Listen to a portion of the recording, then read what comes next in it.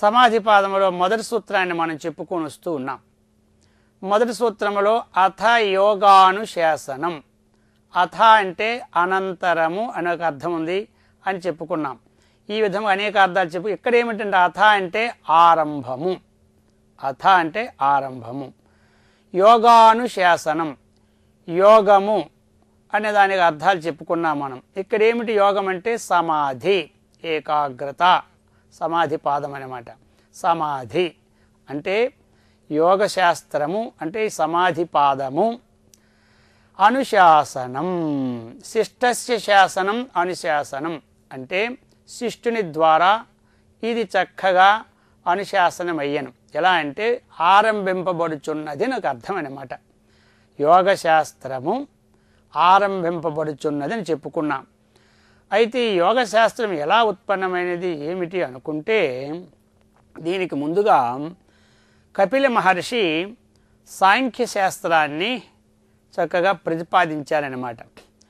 ఆ సాంఖ్య శాస్త్రములో మొట్టమొదట 20 ఆ సాంఖ్య సంఖ్య అన్నమాట. సంఖ్య అంటే అవి మన గణితంలో ఉన్నటువంటి ఆ సంఖ్య 25 తత్వాలతో కూడింది సాంఖ్య శాస్త్రం.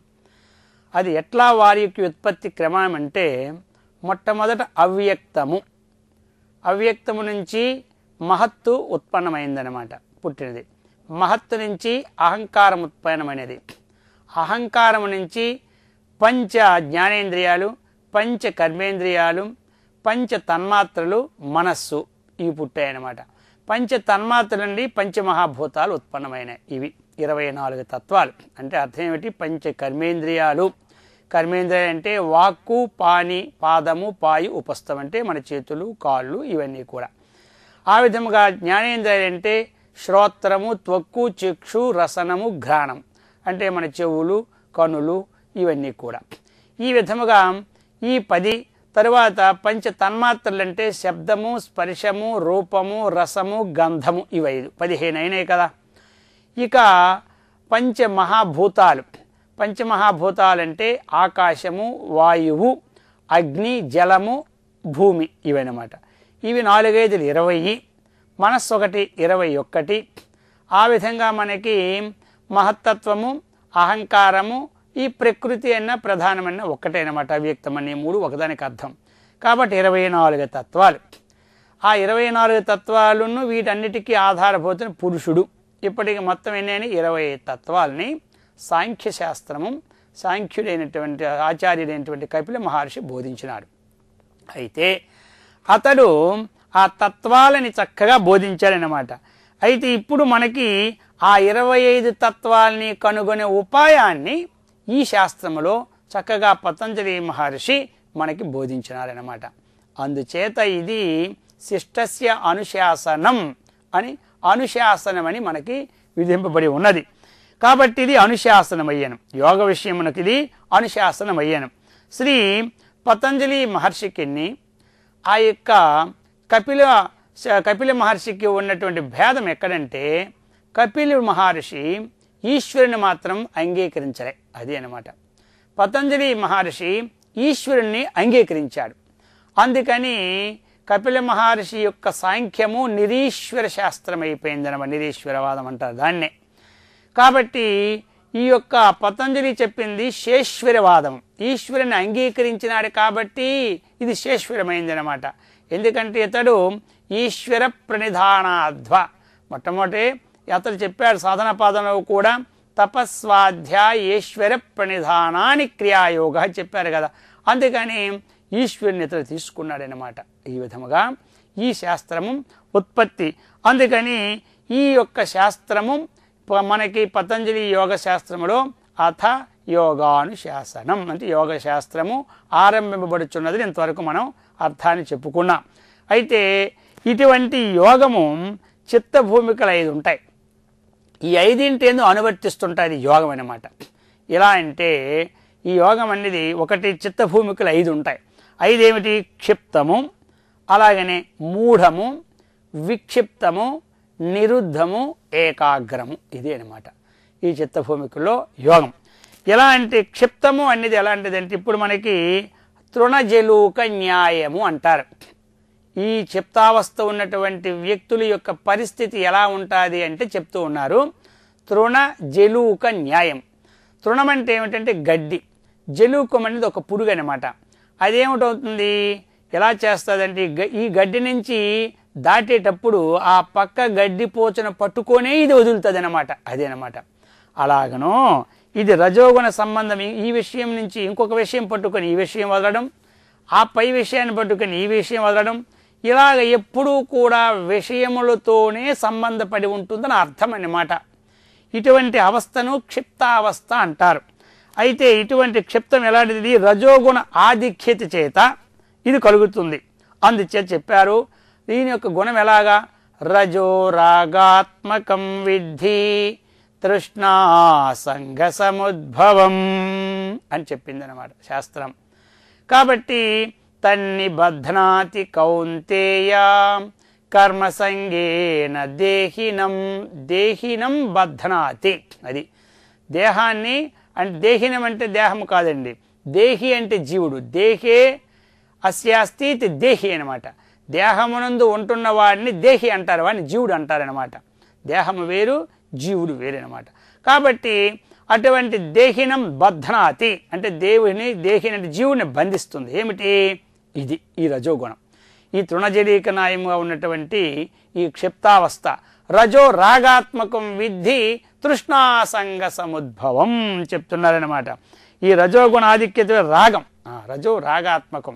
రాగాత్మకం అంటే విషయాత్మకం, విషయాత్మకం అంటే విషయాభిలాష, విషయముల యందు ప్రీతి అనేది అధికముగా ఉంటుందన్నమాట. అది ఇంకా చెప్తున్నారు. తృష్ణ, తృష్ణ అంటే ఏమిటి, ఆశ.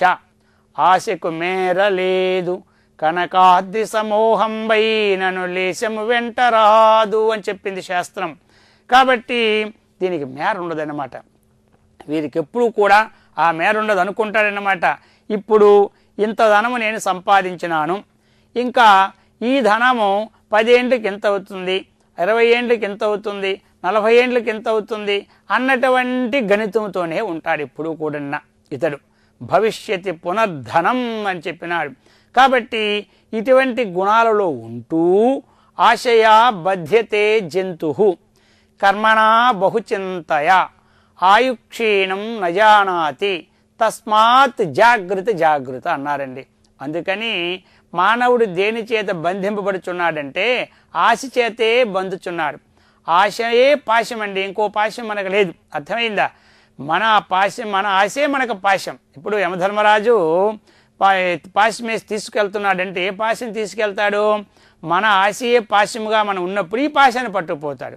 అంతేగాని అతడి పాశాలు ఫ్యాక్టరీ పెట్టుకోవాలంటే ఎన్ని పాశాలు పెట్టాలండి? మన ఇండియాలోనే ఇంచుమించు 90 కోట్లు 100 కోట్ల మంది జనం.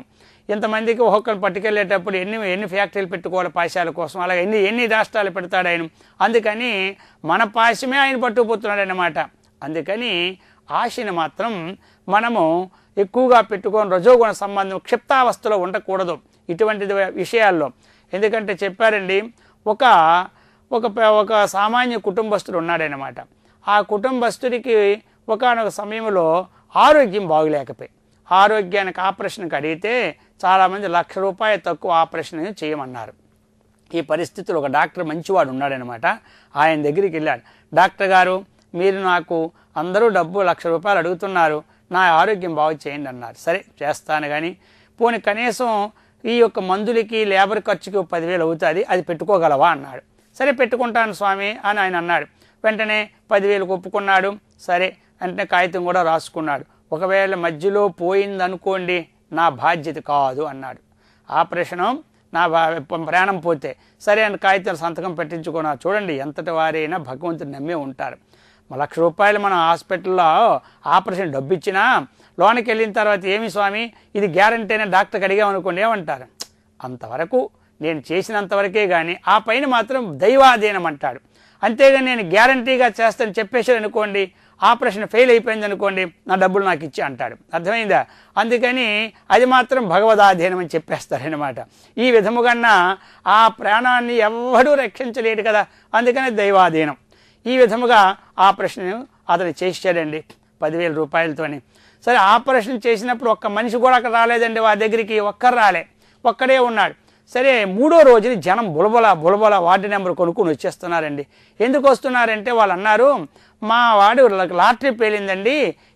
ఎంత పేలిందంటే 20 లక్షల రూపాయల లాటరీ పేలేసిందండి, అందుకే ఎక్కడున్నారని వచ్చేసామండి, కనుక్కొని ఫోన్లు చేస్తే ఆసుపత్రిలోనే వచ్చామన్నారు. ఒరే అంతవరకు ఒక్కడు రాలేదు వీరి దగ్గరికి, ఈరోజు వచ్చారు కదా, మీరు ఇప్పుడు ఆయన సెలైన్లు ఎక్కిస్తున్నాం కాబట్టి మీరు లోపలికి రాకూడదు అన్నారండి డాక్టర్ గారు. వెంటనే అందరూ వెళ్ళిపోయారండి. సరే 10 రోజులు పోయేకి వస్తామని.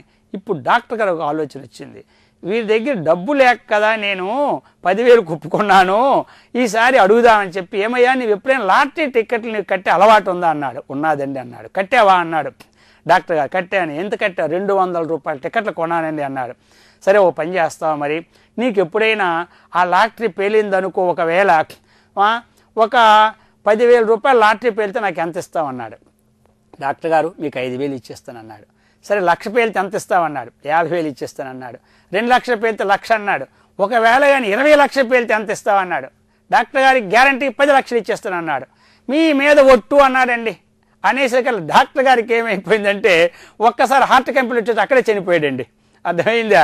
ఆశాశ పరమ దుఃఖం అన్నట్టు ఆ 10 లక్షలు వస్తాయని విని ఈయనకి హార్ట్ కంప్లైంట్ వచ్చేసింది ఆయనకి మన ముందు. అందుకని చెప్తున్నాడు, ఆశయ బధ్యతే జంతు కర్మణ బహుచింతయ ఆయుక్షీణం నజానాతి తస్మాత్ జాగృతి అని చెప్పారు. కాబట్టి ఇటువంటి లోభహాం ప్రవృత్తిరారంభ కర్మణామశమ స్పృహాం. ఇంకా చెప్తున్నారండి, ఈ యొక్క క్షిప్తావస్థ ఎలాంటిదంటే లోభం గుణమండి. ఏమి దుర్యోధన చెప్పినట్టుగా సూది మొన మోపినంత మాత్రాన్ని కూడా ఇవ్వనంటాయండి. అందుకని ఇది లోభగుణం అన్నమాట. ఒక ఆయన చెప్పినాడు, లోభే మహాత్యాగండి అన్నాడు. మీరు ఆ లోభం అంటారు కదా, ఎందుకయ్యా అలా అన్నారంటే, ఈ మామూలు వాడు అప్పుడప్పుడు 10 పైసలు పావలా దానం చేస్తాడండి, వీడు 1 పైసా ఖర్చు పెట్టకుండా ఒకేసారి ఇచ్చేస్తాడండి మూట అన్నారండి.